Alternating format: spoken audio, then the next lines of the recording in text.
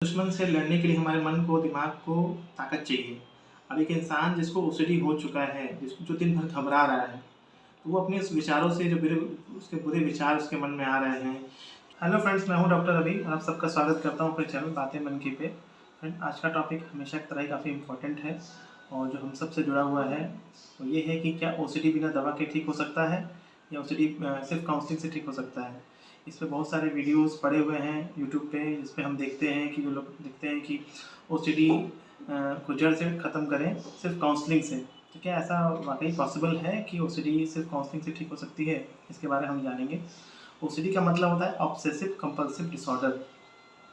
मतलब कोई ऐसा थॉट जिसका हमें ऑब्सेशन है, जो बार बार हमारे दिमाग में आ रहा है, जो जिसको कि हम नहीं चाहते हैं, वो अचानक से आ चुका है दिमाग में।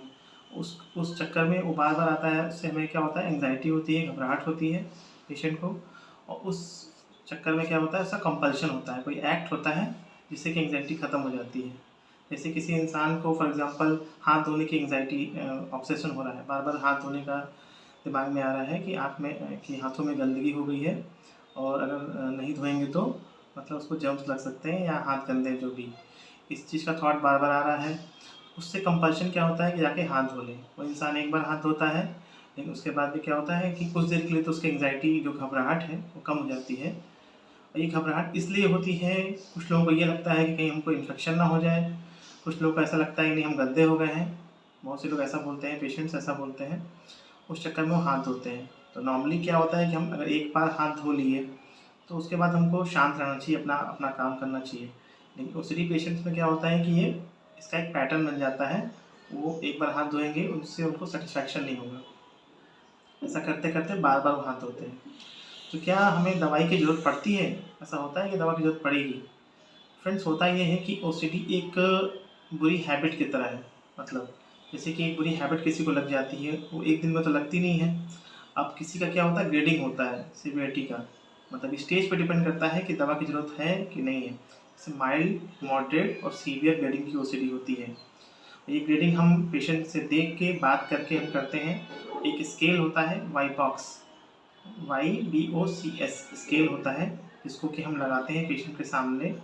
फिर हम देखते हैं कि उसकी ग्रेडिंग क्या है। मतलब नॉर्मली 15 तक है तो माइल्ड ग्रेडिंग होती है, 15 से 30 तक मॉडरेट होता है, 30 से ऊपर सीवियर होता है। अलग अलग किताबों में अलग अलग दिया हुआ है।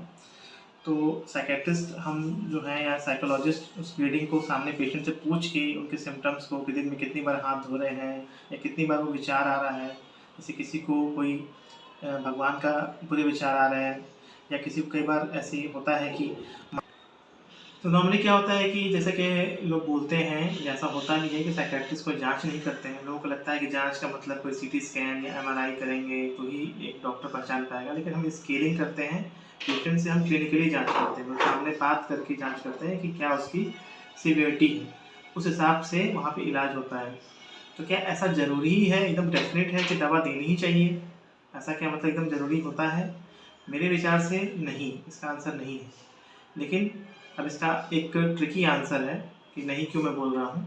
होता क्या है कि जब अगर किसी को सीवियर ग्रेड की ओसीडी है, बहुत ज़्यादा ओसीडी हो रही है, फॉर एग्जांपल अगर हाथ धोने की है, कोई इंसान हाथ धो रहा है, या बहुत से ऐसे पेशेंट होते हैं जो 8 से 10 घंटे नहाते रहते हैं।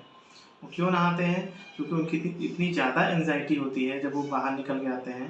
उनको लगता है क्योंकि उनके शरीर साफ़ नहीं हुआ है, और अगर साफ़ नहीं होगा तो उनको इन्फेक्शन हो जाएगा। या बहुत से लोग ऐसा ये भी बोलते हैं, पूछने पे जब हम पूछते हैं कारण, तो बोलते हैं नहीं हमको, हम साफ़ नहीं दिख रहे हैं, बस हमारा बस यही रीज़न है, हमको इन्फेक्शन का डर नहीं है, हम साफ़ नहीं दिख रहे हैं। तो जब कोई इंसान 10 घंटे नहा रहा है, अगर वो नहीं नहाए तो क्या होगा? अगर हम पूछें उनसे तो उनको बेचैनी होगी, घबराहट होगी, घर में इधर-उधर घूमते रहेंगे।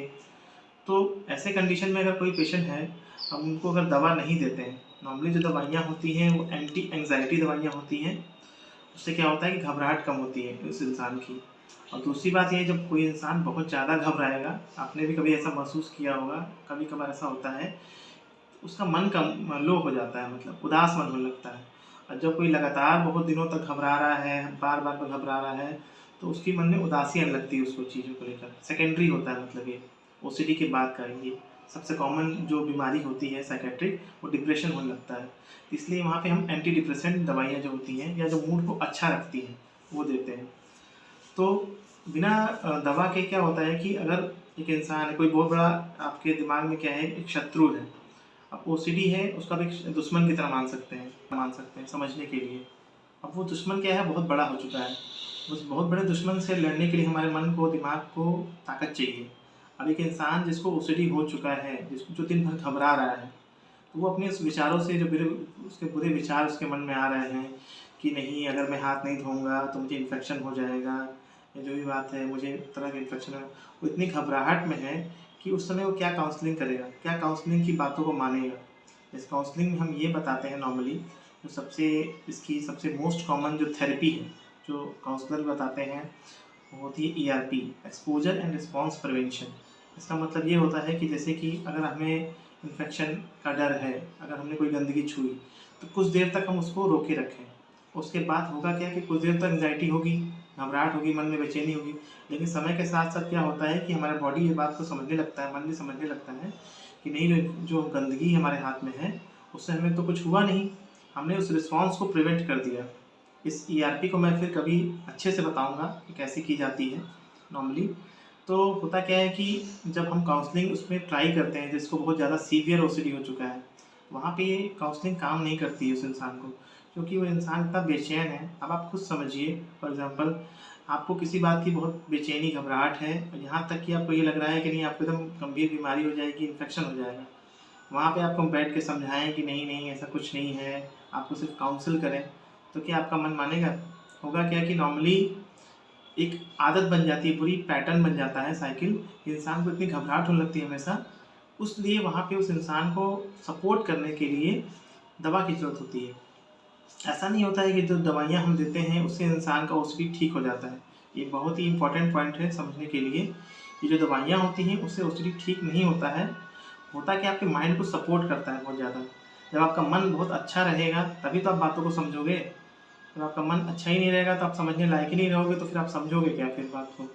इसलिए आपको उदासी की दवाइयाँ, या फिर जो कुछ दवाइयाँ हैं जो ओसीडी में भी काम करती हैं, जैसे फ्लॉक्सामिन जो टैबलेट है, उसका ओसीडी में बहुत अच्छा रोल माना गया है। ये भी एंटी डिप्रेसेंट है, तो वो साइकेट्रिस्ट पे डिपेंड करता है, वो स्टेज के हिसाब से दवाइयाँ दी जाती हैं। फिर एंटी एंग्जाइटी दवाइयाँ दी जाती हैं, जिससे कि घबराहट ना हो, जैसे क्लोनाज़ेपाम। अब जिसको घबराहट होगी रात में, दिन में उसकी नींद भी डिस्टर्ब होगी, तो कभी कभी हमें नींद की दवाइयाँ भी दी जाती हैं।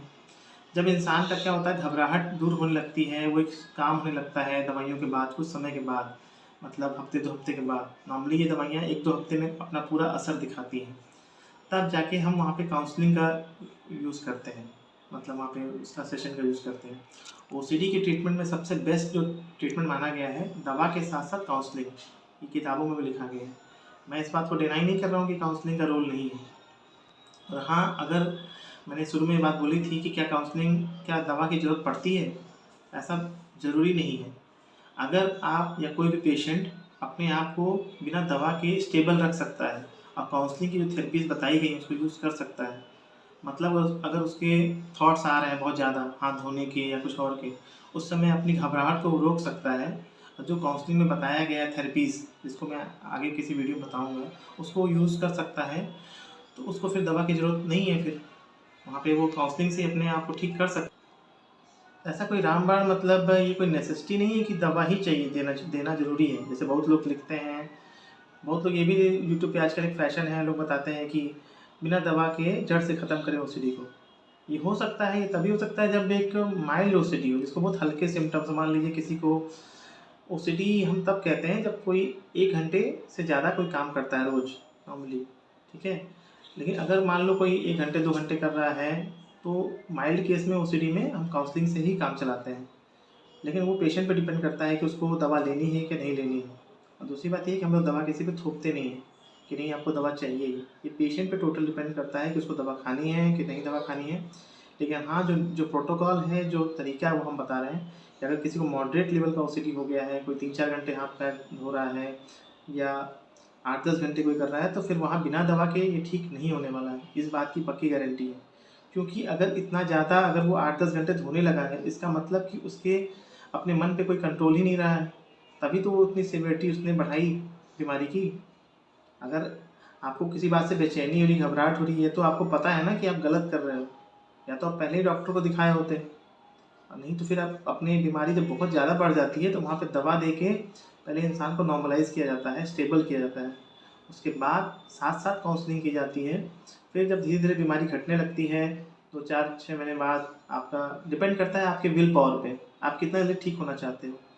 तो धीरे-धीरे मतलब जब मॉडरेट लेवल पे ओसीडी आ जाती है या माइल्ड पे आ जाती है, तो वहाँ पे सिर्फ़ काउंसलिंग से ही पेशेंट ठीक हो जाता है। लेकिन बिना दवा के या कोई ये कहे कि सिर्फ़ काउंसलिंग से ही या ओसीडी ठीक हो जाएगा, तो ये बहुत ही रेयर बात है। कोई हो सकता है कि लाखों में कोई एक इंसान ऐसा कर सकता है, मैं डिनाई नहीं कर रहा हूँ, लेकिन ये बहुत ही ज़्यादा मुश्किल है। जो लोग ओसीडी से पीड़ित हैं, वो इस बात को अच्छे से समझ सकते हैं। तो फ्रेंड्स, उम्मीद करता हूँ आपको ये मेरी वीडियो अच्छा लगा होगा। कोई भी सजेशन देना हो तो बताइएगा, कोई कमेंट हो तो मुझे, कोई क्वेश्चन आपका हो तो मुझे बताइएगा। मिलते हैं आपसे नेक्स्ट वीडियो में। धन्यवाद।